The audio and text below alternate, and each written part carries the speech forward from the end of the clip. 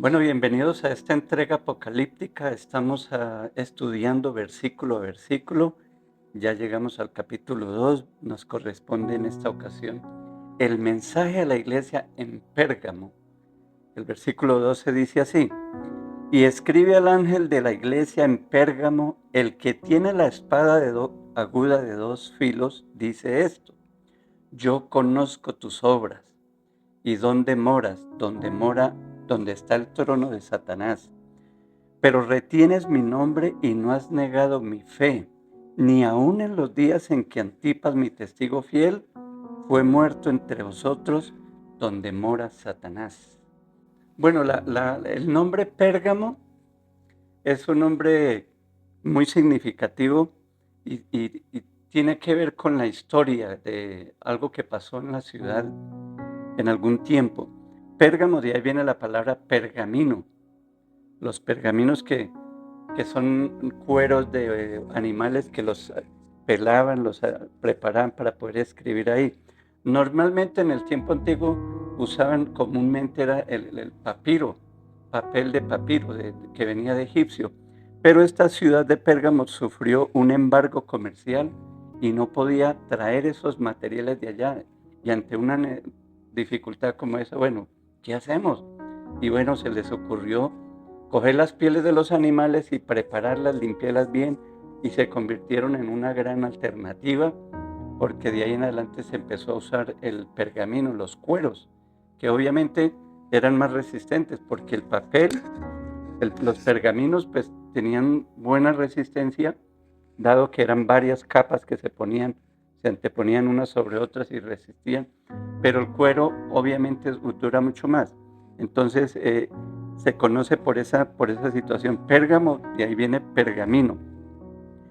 La ciudad era una ciudad idólatra, eh, era, había una veneración a los dioses de Atena, Dionisio, Asclepio. Eh, Estos dioses eran muy importantes, pero el más importante de ellos era Zeus Soter. Zeus Soter, Zeus. Dicen que tenía una estatua que medía 12 metros. Entonces era una situación difícil.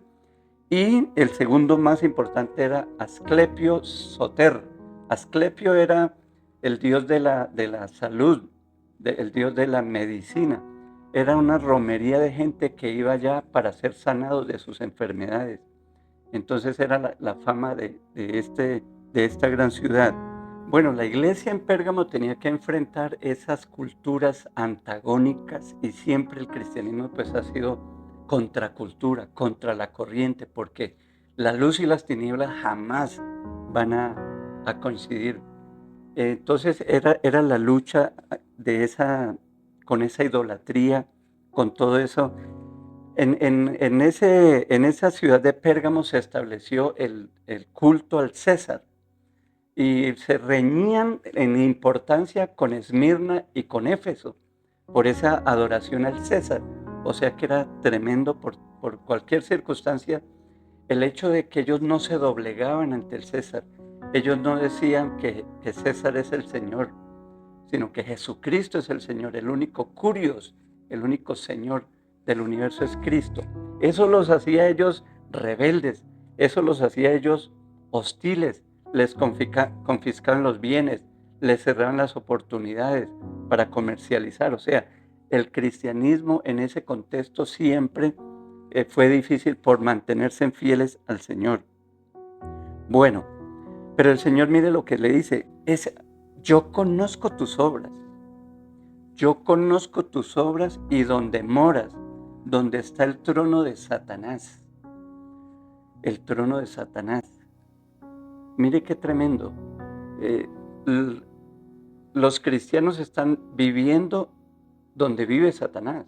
O sea, donde está el trono de Satanás. O sea que la presencia de Satanás era continua, ¿cierto? Era continua y era un desafío para el cristianismo. Bueno, la pregunta es, ¿por qué se dice el trono de Satanás? ¿A qué se refiere con esto? Al menos hay 5 interpretaciones que se han dado en el correr de la historia de la Iglesia, de la interpretación de la Iglesia. La primera interpretación es que Pérgamo era el centro religioso pagano, ¿cierto? Que era demasiado, entonces es diabólico, es satánico, pero si nosotros miramos el libro de los Hechos, nos damos cuenta que eso era normal.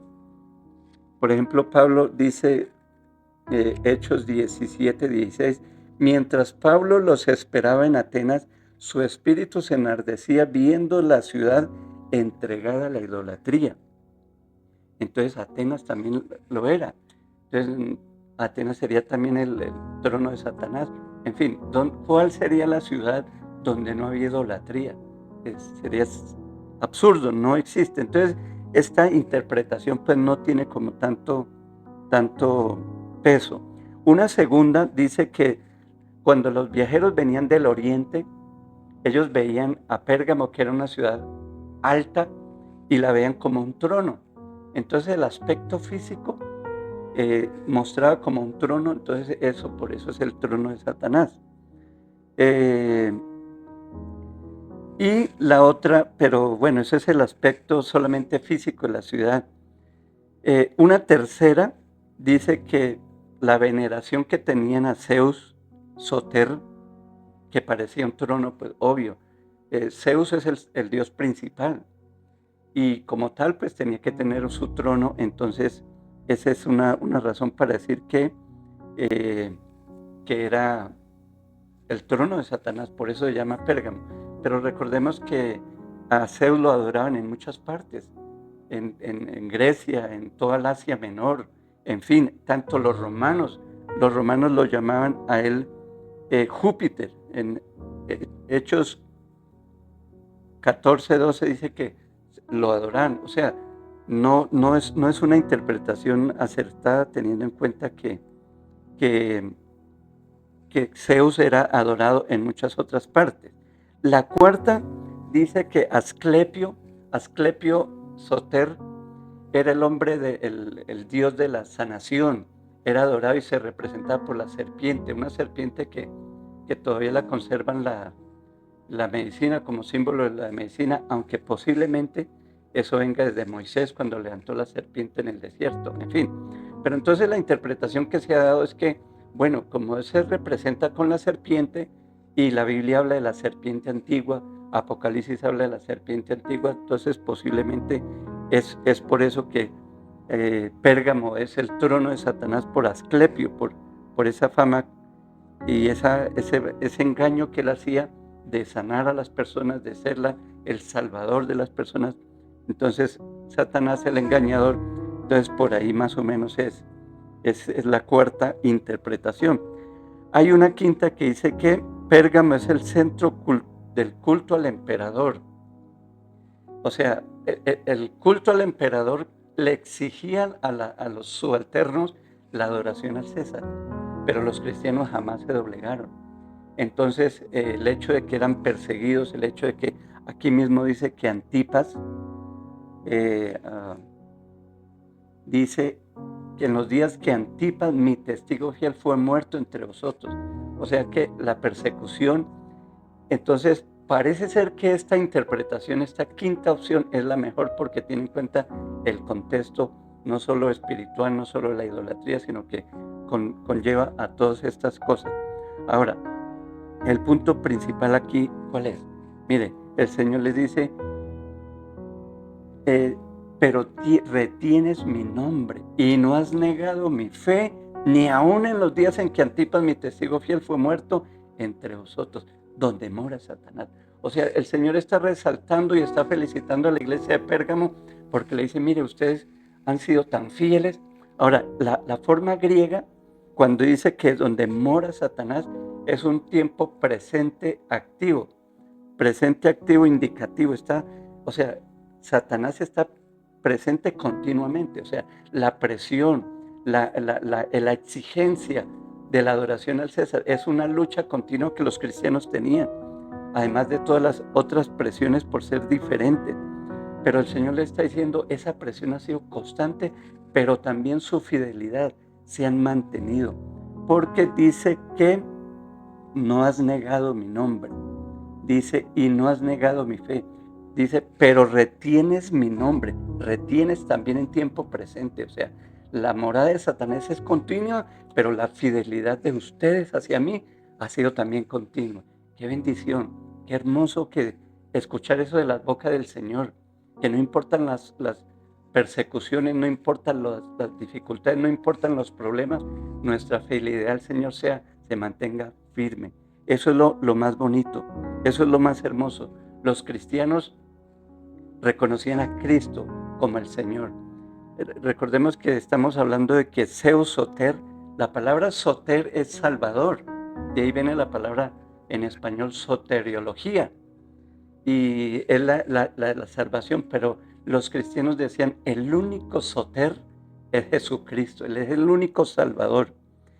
El único sanador es Jesucristo. Ni Zeus, ni Asclepio, ni los libros que tenían, que se me olvidó mencionar que aquella ciudad de Pérgamo, al fabricar esos pergaminos, esos materiales para escribir, se convirtió en un centro cultural muy importante y llegó a almacenar más de aquí tengo el dato, 200,000 rollos. Eso es muy importante porque en los rollos donde se escribe, ahí está la cultura, la ciencia se recoge, es como un gran cofre, un gran tesoro de la sabiduría, el tener las cosas escritas. Pero los cristianos le daban valor a la Sagrada Escritura, al Antiguo Testamento y el Nuevo Testamento que está en proceso de formación. Entonces mire que los cristianos siempre se mantuvieron fieles, se mantuvieron firmes. Y el reto para nosotros es, ¿qué tan fieles somos? ¿Qué estamos dispuestos? ¿Cómo está nuestro compromiso con el Señor? Los cristianos dieron la vida. El hecho de que Juan fue Juan fue desterrado por la fe, Antipas murió y muchos millones murieron por mantenerse fieles al Señor, por reconocer que solo Jesucristo merece la obediencia, la adoración y el respeto. Eso es un reto y un gran mensaje para nosotros hoy en día. Que Dios nos ayude. Continuamos en la próxima ocasión.